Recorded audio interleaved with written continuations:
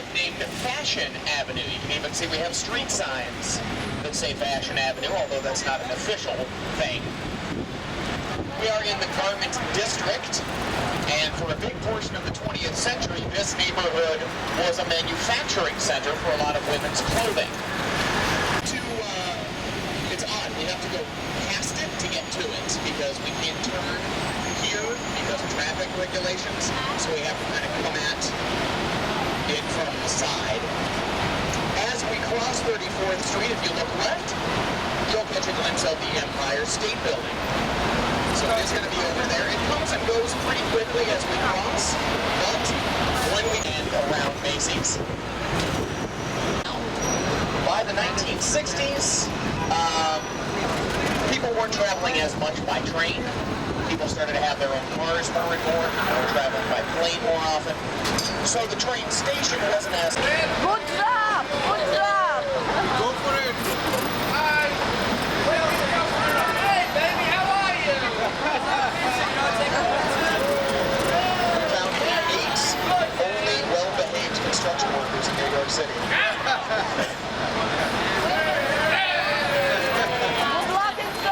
So they're doing a lot of work on Madison Square Garden right now. It's closed this summer. Actually, it was closed last summer as well. And it'll be closed for a period next summer. Circuses, the Westminster Kennel Club Dog Show. So it's seen a lot, but it is primarily known for sports events.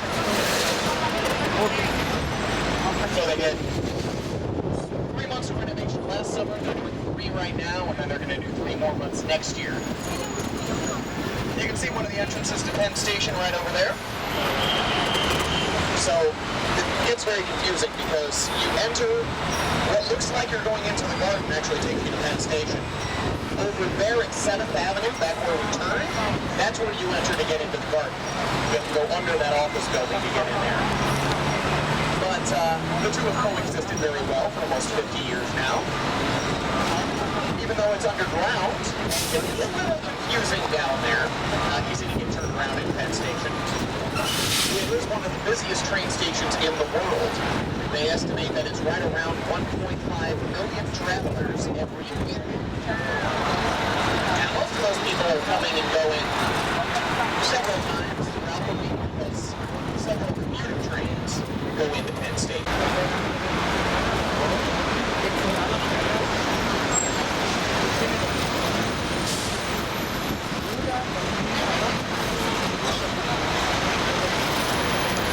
Up ahead there on the left, we have the Hotel New Yorker, and it has been around a long time.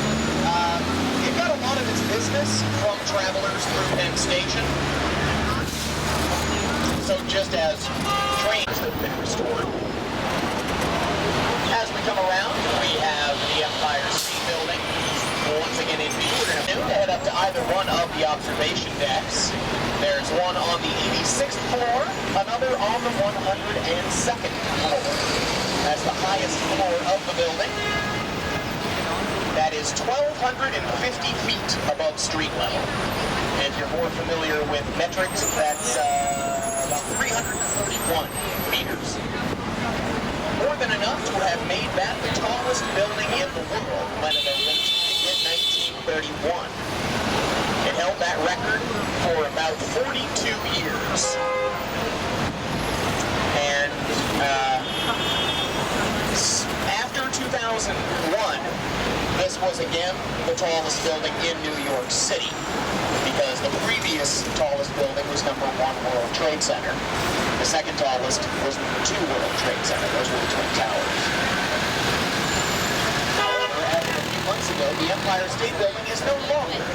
Once the building's open,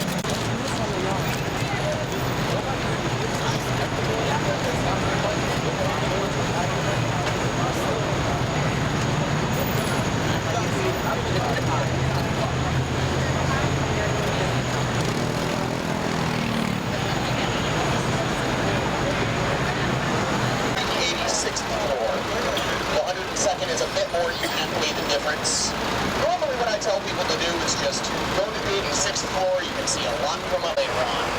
But that's, depending on the day, I can be a little skittish about heights. So maybe that's why I'm not too sold on the 102nd floor. Is the name of an area that is decidedly not square-shaped, but is kind of a town square. It's divided by the intersection of Broadway and 6th Avenue. And so there's some interesting angles here. And it's now, the New York Herald is no longer a functioning newspaper. It hasn't been for quite a few years. But Herald Square is still a lovely area. There's tables and chairs and all our special events down there from time to time.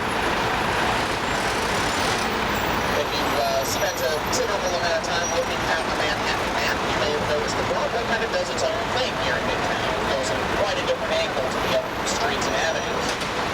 So it creates these kinds of things every once in a while. Where Broadway crosses 7th Avenue, we have Times Square. And when the New York Times newspaper opened its headquarters there in 1904, they convinced the city to give it that name because Herald Square had this one.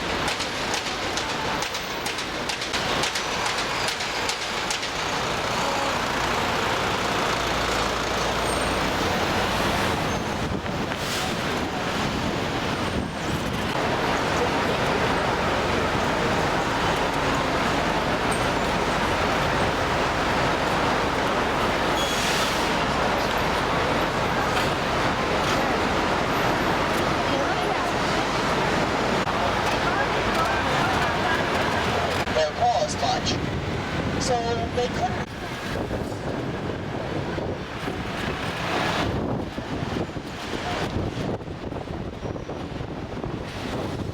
They had the several blocks on the left side. You can see the very distinctive flat iron building. That tall, narrow triangle. Originally, that name started off as a joke. It was just a nickname from New Yorkers because they thought it looked like a giant flat iron, kind of like a steam iron that we would use today to iron out wrinkles in something. And that's the name that eventually became official. And again, it's because Broadway comes at that weird angle. It creates that triangular piece of real estate. And if you build a structure that takes up the entire thing, and then build up, that's what you get. The intersection here is called Madison Square. To our left is Madison Square Park. And very difficult to see from here, at least for most of us. But at the opposite corner of the park is a building with has a tall, pointed golden top. You'll see it as we move forward. That is on the site that was home to the first two Madison Square Gardens. So it was the intersection, the park, and the garden, Madison Square. Across the park, there's a tall, skinny building. It has a clock face on it, although, like the last few days, it's been wrong. Yep, that is still an hour fast, but that tall building is notable. It's the MetLife Tower, and it was built in. At that point, that was the tall. So if you compare that to the